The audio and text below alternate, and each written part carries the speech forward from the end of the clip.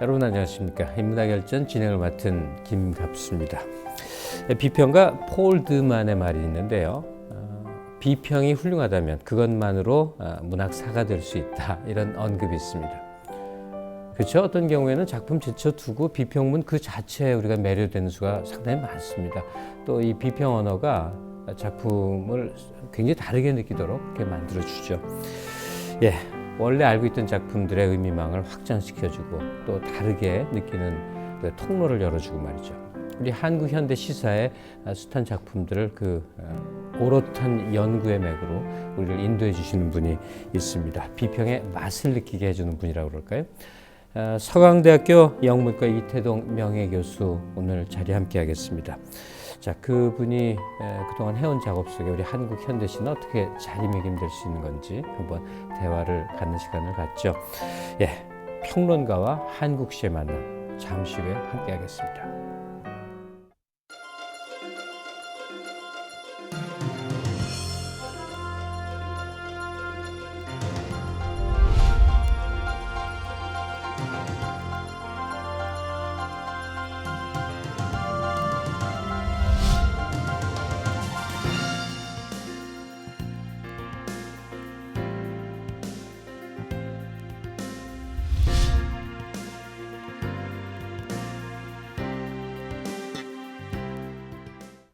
네, 서강대학교 영문과 명예교수 이태동 교수 모시겠습니다. 선생님 안녕하세요. 안녕하십니까. 네, 반갑습니다. 제가 시를 연구하신 분으로만 방금 말씀을 드렸습니다만 우리 소설문학 전반을 또 아우르시고 또 시를 함께하고 다 그렇게 두루두루 작업을 하신 거죠? 네, 그렇습니다. 선생님 작업 모처럼 모신 거니까요. 네. 일련의 그 연구 작업에 대해서 이렇게 감회가 어떠십니까? 저는 외국 문학을 하면서 좀 허탈한 감이 있어서 외국 문학을 정말 우리나라에 기여할 수 있는 것이 국문학을 연구하는 것이 기여할 수 있는 것이다, 이렇게 생각을 해서 거의 한 30년 가까이 띄엄띄엄 좀 어깨너머로 이렇게 책을 읽고 쓰고 그랬습니다. 네. 외국 문학 전공하신 분들이 이제 우리 한국 현재 생산되는 문학 작품들을 대상으로 비평하고 하는 일은 우리에게 상당히 익숙하고 새롭지 않은 일입니다, 사실. 국문학 전공자가 국문학 작품을 대상으로 한다? 이것도 좀 저에겐 적합한 일이 아니라고 생각이 드는데, 이제 지평을 넓혀줄 수 있는 계기를 만들어주니까요. 이 평론가의 문학적 해석이 훌륭한 것이라면 그것이 문학사가 될 수 있다. 아까 비평가 폴 드만의 언급을 제가 언급을 했습니다만, 이렇게 모래알처럼 흩어져 있는 작품들을 비평가가 엮어줄 때 그것이 통시적이건 또는 공시적이건 이렇게 정리가 되는 게 아닌가 싶어서 말이죠. 네, 지금 바로 말씀하신, 제가 준비할 때도 작품은 언어가 게재되기 때문에 언어는 통시적인 것과 동시에 공시적인 그런 면이 있거든요. 네. 거기에 작가의 의식이 추가가 되면은 그 자체가 문학사의 성격을 띠게 됩니다. 네. 그리고 그 문학사의 경우는 시든지 소설이든지 간에 그 작품 하나하나가 다른 작품과 연결지어서 문학사를 만들어가고 있기 때문에 작가 연구의 폭을 넓히고 진폭을 넓히면서 수직적인 깊이를 탐색하는 그 자체가 문학사를 쓰는 거나 같은 경우가 되니까 그런 말을 한 것 같습니다. 네. 오늘 한국 현대시의 맥을 짚어보기 전에 도대체 시라는 게 도대체 시라는 게 뭘까? 인류사에 보편적이지 않습니까? 시라베도 있고 또 우리가 흔히 이제 문명권이라고 분류되지 않는 곳에서도 시의 자취는 다 발견되고 말이죠. 선생님은 시라는 게 어떻게 해서 인간에게 이런 생겨나는 경우에는 아마 이론적인 측면에서 말씀드리는 것이 짧은 시간에 제일 좋겠습니다. 아리스토텔레스도 그랬고 플라토도 그랬고 모방이다, 이미테이션이다, 미메시스다, 이런 얘기거든요. 뭐에 대한 미메시스냐 하면은 지각할 수 있는 대상을 이제 모방하는 건데, 플라톤은 많은 분이 알고 계시겠습니다만은 사람이 지각하는 대상은 이데아의 그림자, 외형밖에 안 된다. 네. 그걸 모방한다는 것은 이데아와 거리를 두는 거기 때문에 그렇게 좋지 않다고 좀 좋지 않게 평을 했습니다. 그런데 이제 아리스토텔은 이 지각할 수 있는 대상 그 자체 내에도 이데아가 존재하고 있는 것이다. 예. 이데아는 정체되어 있는 것이 아니고 이데아는 액티비티다. 움직임이다. 다시 말하자면 이데아는 교육을 받아야 되고 이데아는 더 확대되어야 되고 그다음 더 넓혀져야 되고 더 높은 단계로 상승해야 된다. 영혼이 상승해야 된다. 이렇게 생각을 하고 있습니다. 상승하기 위해서는 구체적인 사물을 통해서 자기 자신을 그 이데아를 더 높은 단계로 끌어올린다 이런 얘기입니다. 다시 말하자면은 우리가 비유적으로 말한다면은 그 씨가 있지 않습니까? 네. 씨가 자라서 뿌리가 되고 그 다음에는 나무 둥치가 되고 나무 잎이 되고 열매가 되고 근데 나무의 모양이라든지 그 씨의 꽃의 모양이라든지 그 원리가 폼이 전부 씨에 있거든요. 그것이 우리가 그 하나의 혼이 소울이다 이렇게 생각할 것 같으면 이데아라고 생각할 것 같으면은 이데아는 그렇게 하면서 더 높은 단계로 발전하는 것이다. 지금 말씀으로 저는 좀 공부를 했습니다. 강의실에 온 기분인데 큰 질문 또 하나 드리겠습니다. 그렇다면 다른 문화권의 시인이나 작품 생산자들하고 뭐 우리가 크게 다른 것은 아니다. 하지만 다를 거란 말이죠. 영문학을 전공하셨으니까 그 뭐 비교 문학이라고 하는 장르도 존재하는 건데 어떻습니까? 우리 현대 문학하고 특히 현대 시하고 영미권의 시하고의 그 어떤 뭐 근본적인 차이라고 그럴까? 큰 차이점이라고 한다면 어떤 점을 들 수 있나요? 근데 이제 저쪽 영미소 시 계통에는 순수 시와 참여 시 이거 별로 없습니다. 그 구분이요? 구분이 별로 없고 예.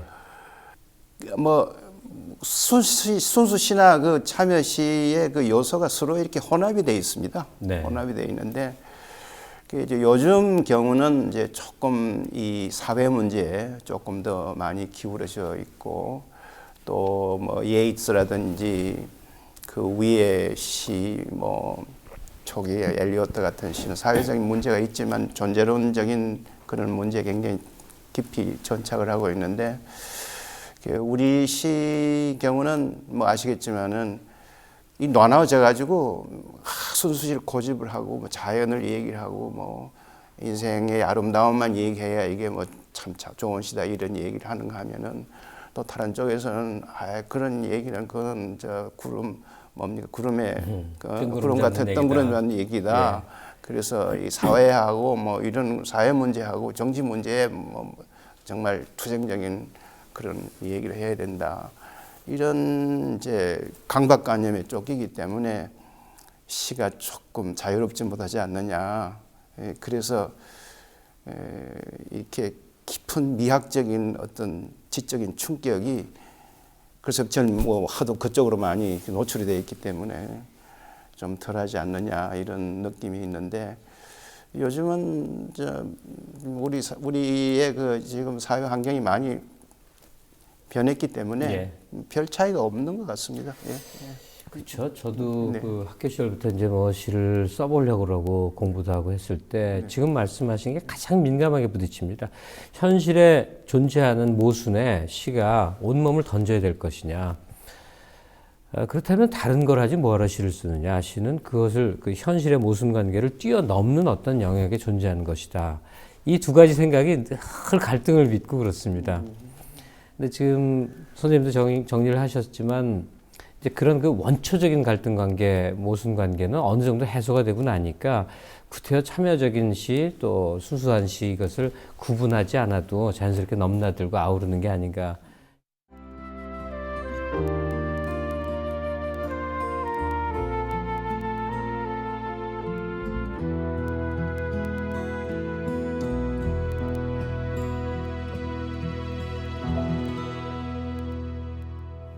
오늘 선생님을 모시게 된 본론이라고 그럴까요?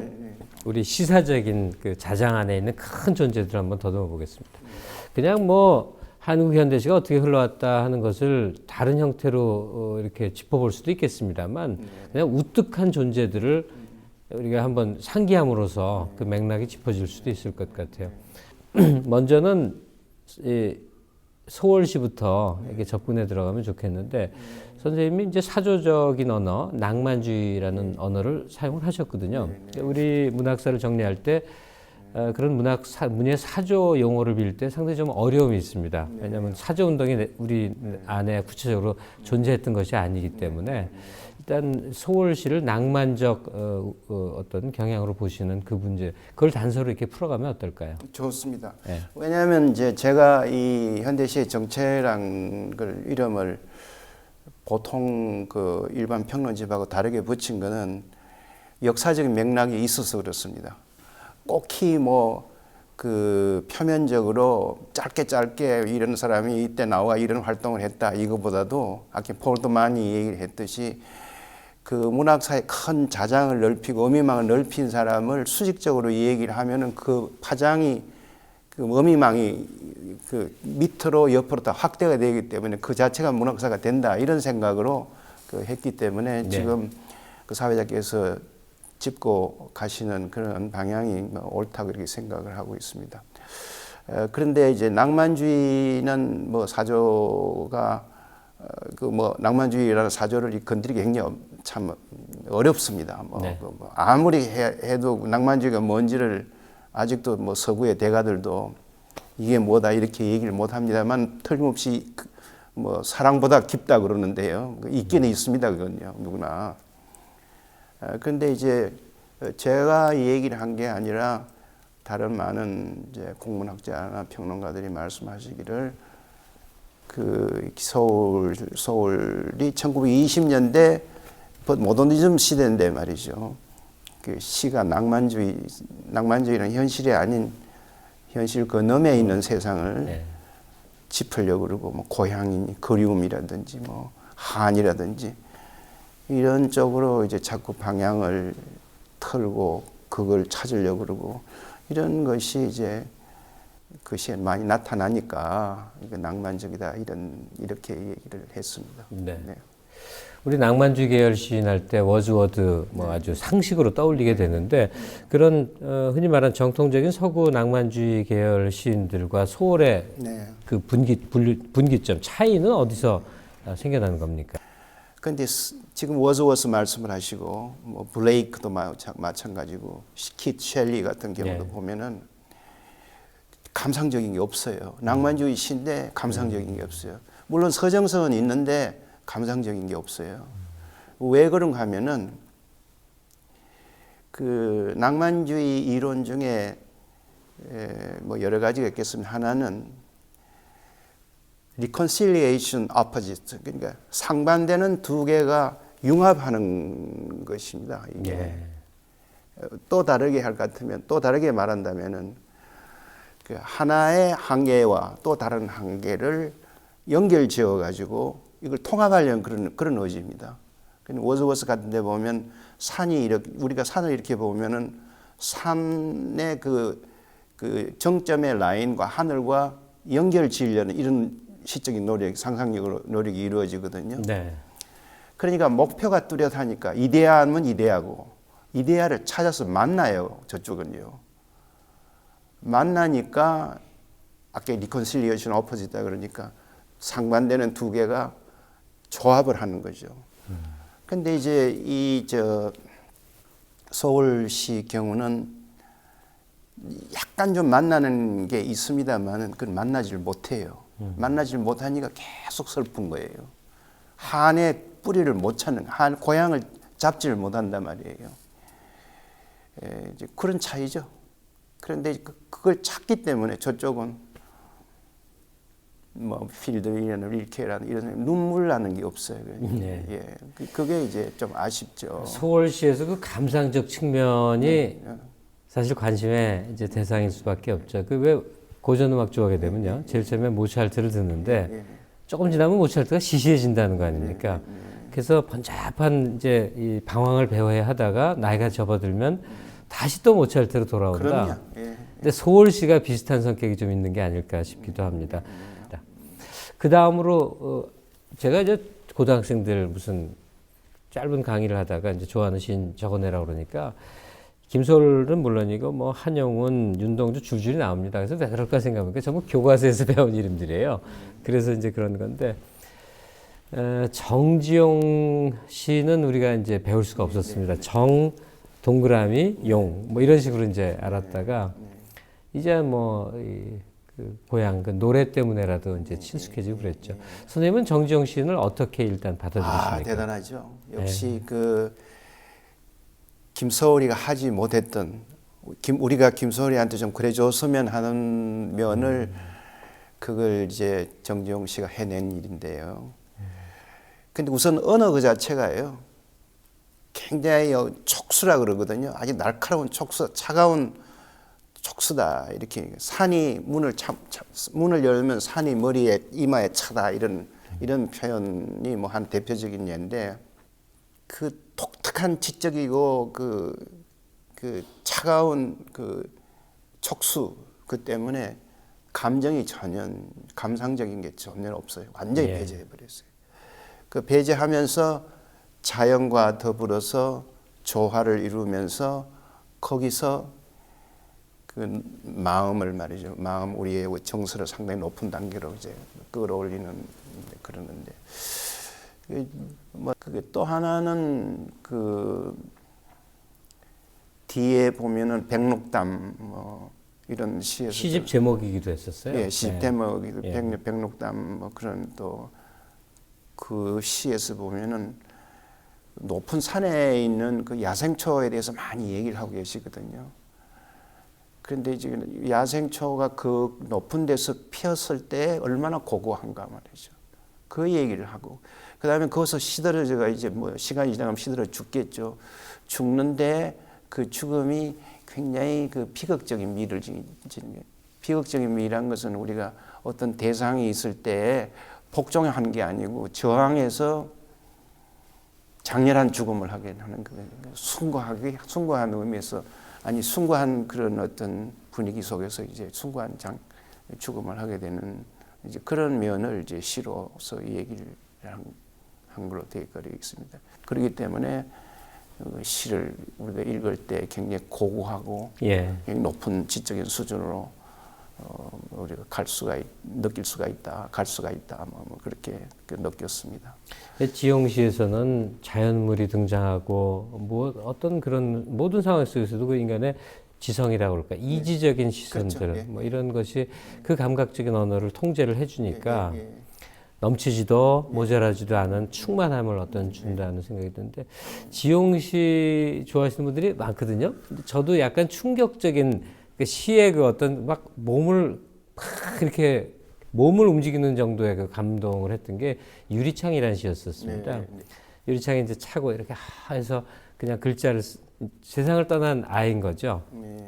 갑자기 니는 산새처럼 떠났구나 이제 하면서 그 전율 같은 감정을 느꼈었는데 전율인데 그게 굉장히 지적인 전율이고 굉장히 뭐 미학적인 전율이고 이렇게 또 한 가지 저 기억이 나는데 그 팔라산에서 이 벌목하는 사람들이 큰 소나무를 이게 잘라요. 그 소나무가 이게 넘어지는 거예요. 넘어지는데 그 소리 나는 걸 시어나 독특한 시로서 그걸 묘사를 했는데 큰 소나무가 이게 쓰러질 때 그것도 비극의 현상이거든요.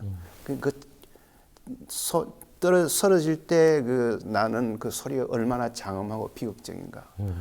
그냥 복종해서 쓰러지는 게 아니라 큰 그 나무가 뭐와 싸워서 졌지만은 이기는 그런 장엄함을 보여주고 있는 그걸 시적인 효과로서 공감각적인 그런 그 효과를 나타내고 있는 시인데 소월시, 지용시, 그 다음 관문으로 삼은 게 이상입니다. 신비롭기까지 한 존재. 제가 학교 때 영문학 수업 시간이었는데 그 얘기를 들었어요. 백발이 성성한 유럽의 노학자들이 17, 18살에 쓴 알뜰 랭보의 시를 평생 연구한다고요. 이건 서구 얘기인 줄만 알았는데 생각해보니까 우리도 그렇습니다. 선생님이 이상시와 마주친 그리고 이상시에 대해서 느끼신 바는 어떤 것인지요? 그 이상이라는 그런 이상한 시에 대해 이상한 매력 때문에 이게 뭐 시작이 됐습니다만은 이상이 우리 문학사에서 처음으로 자의식적인 그런 인간이 갖고 있는 자의식적인 면을 처음 소개한 것이 아닌가, 네. 말하는 사람이 아닌가 예. 이렇게 생각을 하고 있습니다. 그러니까 처음으로 정신과 육체라는 것이 분리되어 있는 것이다. 육체는 더럽고 정신은 깨끗하고 이분적으로 이제 생각을 한 거죠. 듀얼리즘적인 그런 생각을 하고 있기 때문에 그래서 항상 정신은 육체에 갇혀 있는 것이다. 이런 걸 생각을 한 거죠. 그리고 그렇게 생각을 하니까 사람의 이제 구조라는 게 굉장히 삶의 구조라는 것이 굉장히 부조리하다. 예. 근데 이제 아무리 노력을 해봐야 그 다음에 일정한 기간에 큰 발전이 없고 또 되돌아오고 또 했던 일 또 해야 되고 또 해야 되고 그게 이제 지식인 의식이 강한 사람이 실정이 나거든요.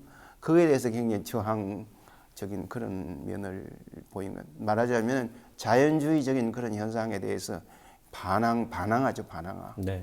이제 그것이 의식이 있는 사람이 누구나 다 공감을 하게 되는 거죠. 이상시를 뭐 그전처럼 이제 취향이 독특한 사람들이나 있는 게 아니라 이제 연구 과제로서 또 학교 시절에는 뭐 시험 때문에라도 이제 접하는 수가 많아서 이상시가 우리에게는 의외로 이제 보편화되어 있는 셈입니다. 근데 어떤 종류의 사람들에게 이상시는 이상의 권태라는 작품도 있듯이 문명에 대한 정말 그 권태, 염호 뭐 이런 감정으로 이제 읽히기도 하고 또 어떤 사람은 분노로 읽기도 합니다. 그게 상당히 다른 독법일 거라고 생각이 드는데 가령 그렇게 이제 뭐 다 혼재되어 있는 겁니다만 이상에게서 분노를 혹은 이상에서 권태를 뭐 어떤 각도에서 선생님이 좀 더 이렇게 가이드를 해주시겠습니까? 저는 그 기계 문명에 대해서 그 어떤 분노를 일으킨다든지 뭐 산업사회에 대해서 뭐 그런 거와는 결코 너무 파패치 너무나 이렇게 너무나 조금 멀리 갖고 와가지고 갖다 붙이는 같은 그런 인상인데 역시 그 권태란 것은 삶 그 자체에 대한 권태예요. 똑같이 되풀이되는 거예요. 네. 되풀이되는 거 이런 거고. 근데 이상이 모더니즘이거든요. 모더니즘은 뭔가 하면 자연을 인간의 힘으로 바꾸자는 거예요. 더 나았게 만들자는 거예요. 그게 이제 너무 지나치니까 공해 문제가 생기고 뭐 환경 문제가 생기니까 이제 포스트 모더니즘 와서 이제 자연과 친화 이런 얘기했지만 굉장히 자연주의에 대해서 분노하는 사람이에요. 네. 자연주의적인 현상에 대해서.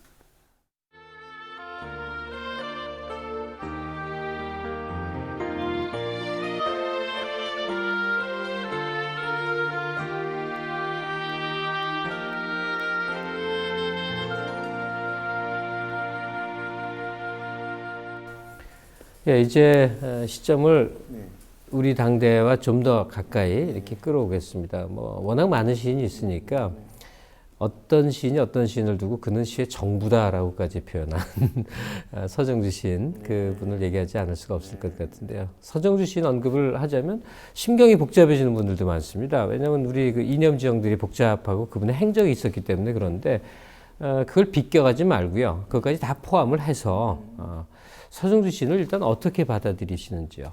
서정주는 영과 육을 합치는 문제를 자꾸 얘기를 해요. 네. 영은 그 육체는 왜 필요한가? 영을 더 높은 단계로 끌어올리기 위해서 그런 거예요.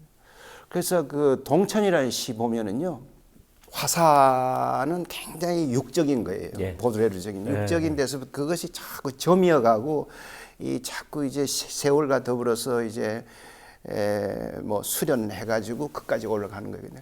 근데 그 동천의 세계 그 겨울에 나르는 정신적인 세계라는 것이 몸이 없으면 갈 수가 없다는 얘기예요. 예. 몸이 없으면.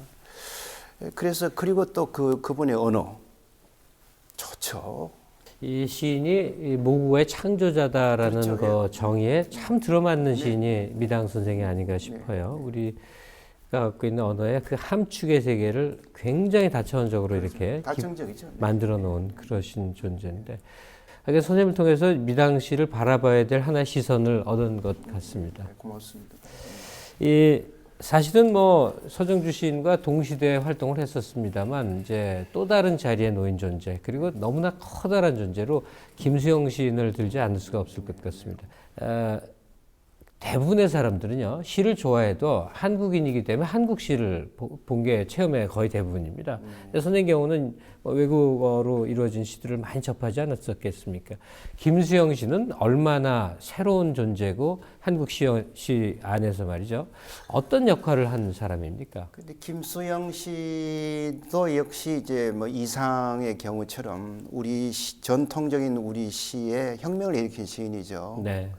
모더니즘적인 모더니즘이 그 감상적인 거하고는 전혀 배제되는 거죠. 예. 우리의 그 전통 시는 뭐 이를테면은 뭐 민요 가락 이런 것도 보면은 뭐 가사 같은 것도 보면은 감상적인 부분이 많거든요. 센티멘탈한 그런 부분이 그게 대표적으로 많이 나타난 것이 아까 말씀 우리 한 김소월 경우 뭐 그런 건데, 그게 아마 민요 쪽 가락을 제일 많이 이제 수용했다는 거 아닙니까? 그걸 부셔버린 거라고요. 예. 부셔버리고 이미지와 메타포, 파라독스, 위트라든지 뭐 이런 거를 도입을 해가지고 시를 썼거든요.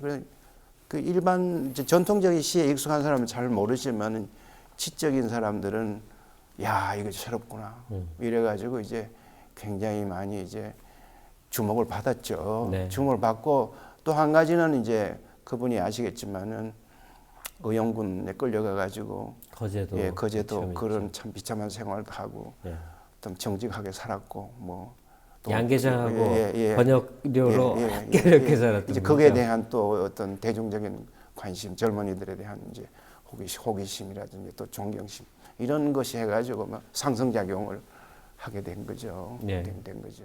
동무여 이제 나는 바로 보마. 이 귀절이 굉장히 많이 인용이 됩니다. 사물과 사물의 무엇을. 근데 사실은 지금 이 시귀절을 읽고 도대체 이게 무슨 말을 한 것인지 이게 마음속에 하나의 이 논리적인 맥락으로 다가오는 경우가 참 드물 겁니다. 도대체 무슨 말인지 모르겠다. 다 그렇게 반응을 하는데 선생님은 어떻게 이걸 이해를 하십니까? 예, 저도 이 오랜 세월을 두고 생각을 해봤는데 저 나름대로는 이제 해결을 했다고 이렇게 생각을 합니다. 네. 예, 그래서 정말 이걸 제가 해결하고 난 너무 참 희열감을 느낄 정도로 막 깊었습니다. 근데 이제 그 시에 나와 있는 것 중에 너, 나 이렇게 나오거든요. 너, 나 이렇게 나오는데 그 문제가 도저히 해결이 안 될 겁니다. 왜 갑자기 나온 너가 나 이렇게 되니까 그 문제를 해결하지 않으면 이게 해결이 안 돼요. 예. 그래서 너, 나는 뭔가 하면은 혼자 얘기하는 거예요. 자문자답. 자문자답. 예. 네가 나예요. 화자가 자기 자신을 얘기한 거라고요. 자기 자신이 얘기한 거고. 근데 이제 우리가 한번 봅시다. 우리 인생에 있어서 우리 아까 이상한 경우처럼 꽃을 피웠지 않습니까? 예. 꽃을 피면은 금방 시들어지죠. 그 줄넘기 장난을 한다는 게 뭔가 하면 그 꼭대기를 올라가려고 애를 쓴단 말이에요. 예를 쓰면은 줄넘기 하듯이 한번 휙 올라가 또 내려와야 되거든요. 내려와야 된다 이거죠. 그 상황을 패러디한 거예요. 장난이란 말 그 자체가 꽃이 피어 올라요. 예. 올라요. 예. 내려와요. 예. 이게 계속 반복되는 걸 줄넘기 장난 죽는 같다. 장난을 한다는 거죠. 왜 장난이란 말을 썼는가 하면은요. 장난 그 자체가 패러디예요. 예. 모방이지만은 거기에 비꼬는 말이죠. 비꼬는 말이죠. 아니, 진지한 거를 장난한다 이렇게 말하면 그것이 다른 느낌으로 오거든요. 그게 패러디죠. 그렇죠. 예, 패러디죠. 예. 그러니까 그걸 아주 비틀어 가지고 얘기를 한 거죠. 비틀어 가지고. 그러니까 전혀 감정이 배제 안 되는 거죠. 냉철한 거죠. 그러니까 지성의 극치죠. 그러니까 작전 같은 것이 어렵다. 작전도 그렇잖아요. 자기가 거기 가지는 못하니까 이렇게 던지는 것이 그렇게 한번 해보겠다는 작전에 지나지 않는다는 거죠. 네. 예.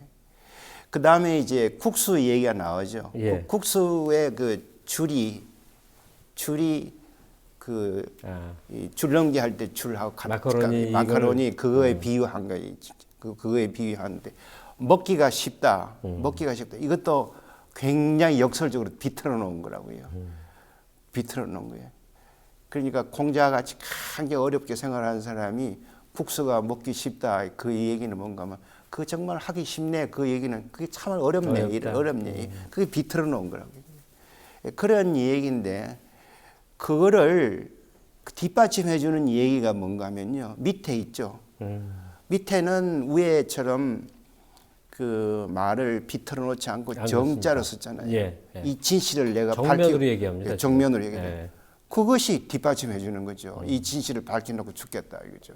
절대 위의 얘기가 병치시켜 놓은 거죠. 그러니까 저기 그 뭡니까 콜로키알한 말 그러니까 대화 그러니까 회화체에 그 다음에 형식적인 언어와 대조시켜 놓고 있는데 위에 사실이 진실이라는 걸 밑에서 확인해 주고 있는 거예요. 거짓이 아니라 이거죠. 그렇게 그거 내가 밝히고 죽겠다는 거죠. 다시 말하자면 생애 부조리한 구조를 밝혀놓고 죽겠다는 얘기 같이. 그래갖고 정색을 하고 동무야, 나 이제 바로 볼게. 예. 사물과 사물에 무엇을 막 말하고. 그렇죠. 그리고 나는 죽을 거야. 그다음 제일 그 해결하기 어려운 건 나, 너 얘기예요. 너가 딴 사람이 아니라 자기 혼자 얘기를 한 거예요. 네. 그게 이제 그 엘리어트의 프루프락이라는 그 시가 있는데 그 시가 굉장히 난해한데 거기도 나, 너 이렇게 이 얘기 다이얼로그를 하고 있거든요. 예. 모놀로그 같이 얘기를 하는 건데 그런 것 같아요.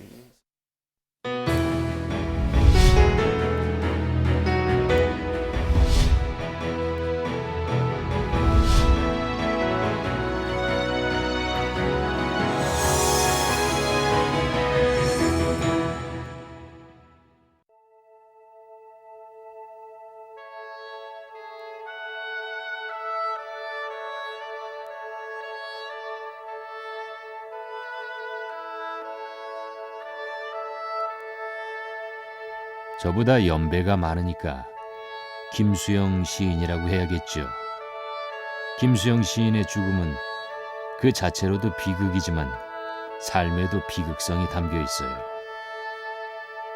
공자의 생활란이었나? 그리고 나는 죽을 것이다. 이 말이 주문이 되어 비극이 탄생한 걸까? 고작 당신의 나이 47. 하지만 당신은 우리 한국시의 거대한 뿌리가 되었죠. 그런데 김수영 시인, 당신은 선천적으로 슬픈 것들에 대한 연민, 비극에 당김이 있는 것 같아요. 아버지의 사진이라는 시였나요? 가난한 지식인의 아버지의 흑백 사진을 굳이 숨어서까지 보고야만은 당신의 혈연적 끌림은 인간적 서름에 대한 연민이 이유라고 봐요. 좋게 말해줘서 고마워이. 난 날개를 갖고 싶었어. 제자리에서 몸부림만 치고야 마는 팽이. 그리고 고작 힘없는 날개를 가진 풍뎅이와 거미. 당시 우리의 모습이 그런 것이었지. 극한까지 몰고 가는 당신의 집념이야말로 미학적 성취를 이룬 게 아닐까요? 눈은 새벽이 지나도록 살아있다. 젊은 시인이여 기침을 하자. 밤새도록 고인 가슴에 가래라도 마음껏 뱉자. 당신의 시 눈에서 보여준 당신의 모습에서 저는 치열한 저항 정신을 보았습니다. 난 결국 깨달았소. 끈질긴 생명력이야말로 내가 사랑하는 것들이었어. 풀, 그리고 단단함이 갇힌 복사씨와 살구씨. 이것들은 스스로 생명이 되어 해방되지. 그래도 당신의 공자의 생활란에 나온 시구, 그리고 나는 죽을 것이다. 그 비극성은 잊을 수가 없어요. 그 시를 쓴 게 1945년 내 나이 24이었어. 당시 그런 나라에서 사는 우리에게 죽음에 대한 생각은 필연적이었지. 이태동 교수, 당신 나이 24, 당신도 그러지 않았나? 물론 나보다는 좀 나았겠지. 시대가 다르니까. 24, 저도 기억이 나는군요. 아마 저도 그랬을 것 같습니다. 지금 24을 사는 우리 친구들은 이 시의 절절함을 알까요? 모르면 어때? 내 시에 그들이 갇히지 않고 그들이 내 시를 나로부터 해방시켜줬으면 좋겠네. 그들이라면 할 수 있을 거야. 그렇죠. 24세 비극성인 희망도 자리하고 있으니까요. 김수영 시인, 살았을 적 힘들었죠. 이제 편히 쉬시지요. 내 걱정은 이태동 교수, 내 시 평하느라고 꼴딱 밤새지 말고 누워 잘 자게나. 푸른 눕는다. 기억하게.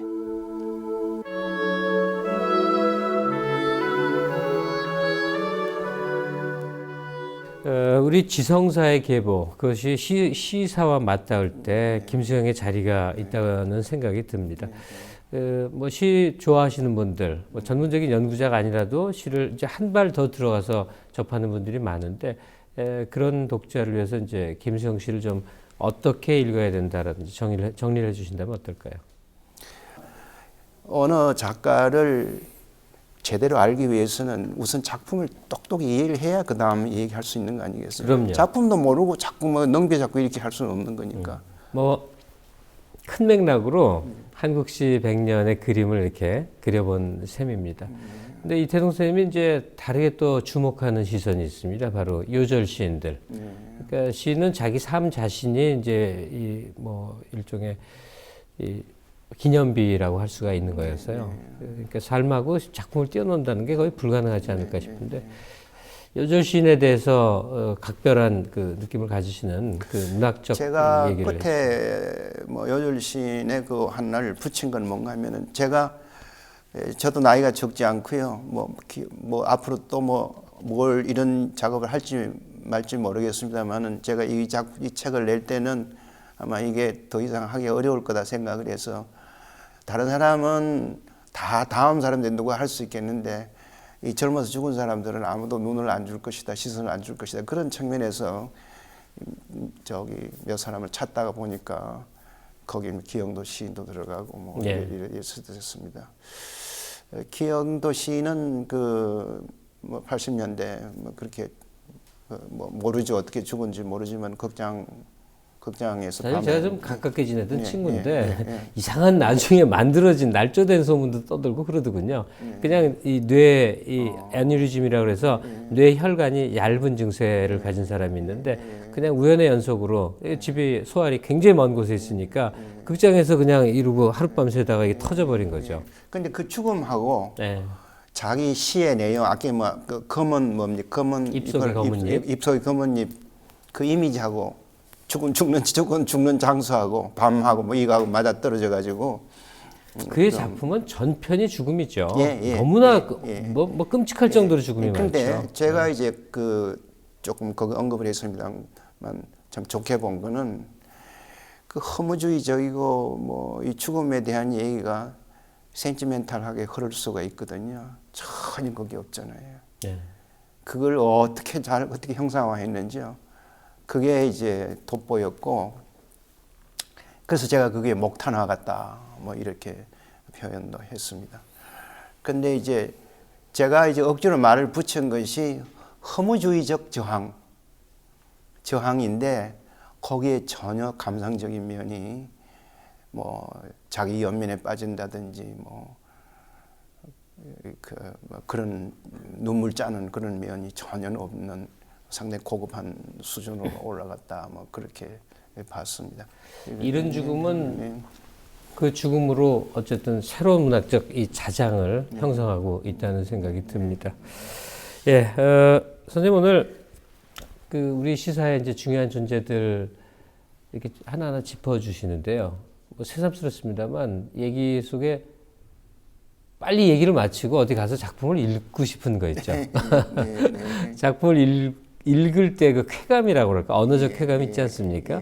이게 도대체 뭘 말했지? 이거 머리 싸매지 않고 언어가 주는 그냥 쾌감이라는 게 시에는 분명히 존재하는데 말이죠.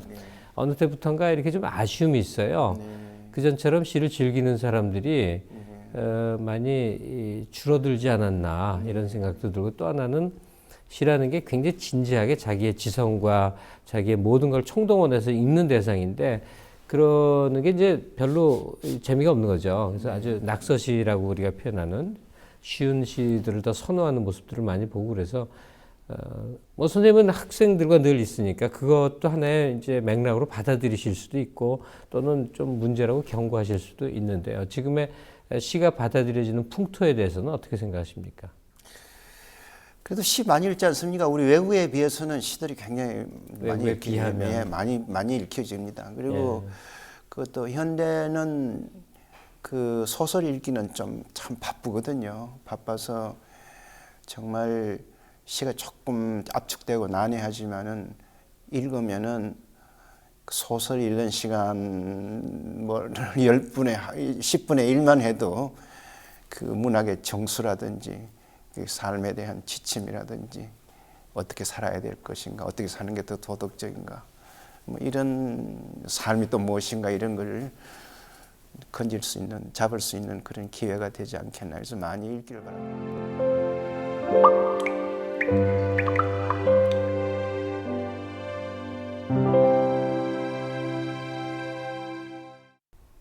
네, 이제 낭독의 힘이 함께하는 시간, 울림이 있는 인문학 순서입니다. 오늘 성황대학교 영문과 명예교수로 계신 이태동 선생님과의 대화인데요. 자, 이 선생님이 좀 직접 낭송을 통해서 이야기 좀 전해주셨으면 합니다. 네, 감사합니다. 누구나 한영훈의 임의 침묵은 잘 알고 있습니다만은 나는 나룻배 당신은 행인, 이 시는 별로 많이 읽지 않을 겁니다. 네. 그래서 저는 개인적으로 임의 침묵 못지않게 이 시를 좋아하거든요. 왜냐하면은 개체가 한 사람 한 사람이 말이죠.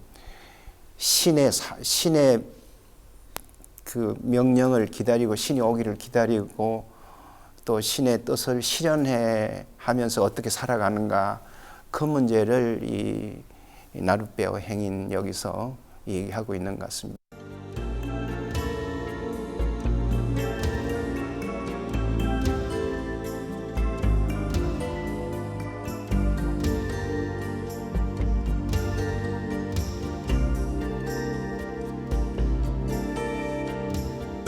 나는 나룻배, 당신은 행인, 당신은 흙발로 나를 짓밟습니다.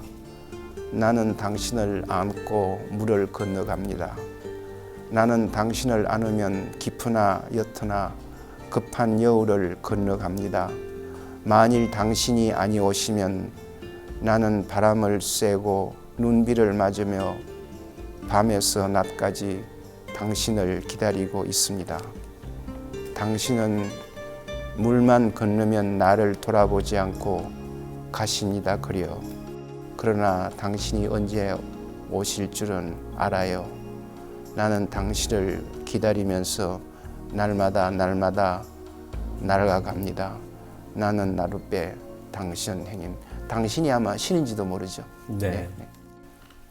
네, 이태동 선생님, 뭐 우리 시를 한번 푹 젖어들 수 있는 기회 마련해 주셔서 아주 감사드리는데요. 시 읽는 사람들한테 혹은 시를 접할 의욕을 갖고 있는 사람들한테 이제 뭐 가이드의 조언의 말씀을 한 말씀으로, 끝 말씀으로 좀 남겨주시죠.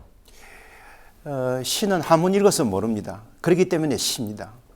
읽으면 읽을수록 또 다른 의미가 나타나고, 그렇기 때문에 우리는 시라고 그렇게 얘기를 하고 있습니다.